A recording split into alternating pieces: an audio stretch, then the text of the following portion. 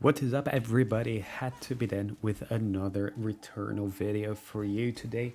We're having a little look at patch 1.3.7, which we've been waiting for.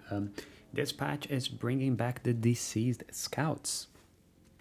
Deceased Scouts are a new interaction where you have the opportunity to watch how a player has died on one of their runs, and you have a few options on what you want to do after finding that sort of black box or the body of that previous player. We'll be having a look at all three. We're going to start with scavenging. So here I'm just in the Crimson Wastes. I've noticed that they appear randomly. I see the question mark. That means that there's something there I need to scan, so I find out what it is, and it's an unknown suit signal. As I scan it, I can see kind of the last steps of that previous player, and as it merges with the corpse on the ground, it will give me a couple of options. Here I have to choose between scavenge or avenge. I choose scavenge, and that takes 3 adders out of my pool and gives me an item. I got a nullification sphere here, so not too sure it's worth it. But off to the next one. This one, as you can see, is right out of Helios. Is the first room, and this was actually the first one, I'd say. I didn't know what to expect, so scan it.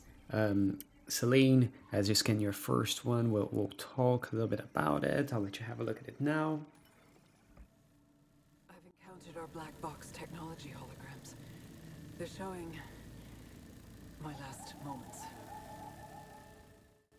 And there you can see your players' details, when they died, how they died, whether online or not, and once again, whether you want to avenge or just get the item. And this time I chose to avenge. It brings the area into lockdown, and I mean, this time I was just right off the beginning of the game, so I didn't have really good weapons, and I felt a bit underprepared for it. Remember that you can go further, loot a little bit, and come back. Lucky me, this little guy was dropping a lot of silphium, which allowed me to survive. This is a brand new room as well. It's got a chest all the way at the back. It took me a little while to find it, but once I did, with a new weapon, it made it a lot easier. So let's just speed up through this fight and have a look at the loot. And here we are, we're done. High risk, high reward. So you get the item that you would have, let's say, bought with the ether, and in this case I got a pretty good weapon. I used it for the rest of this run. And last but not least, what is, in my opinion, the most exciting of them, the infected scout. You might have a missing entry on your data bank, entry number 13 on the hostiles, and you're gonna get to see who that is.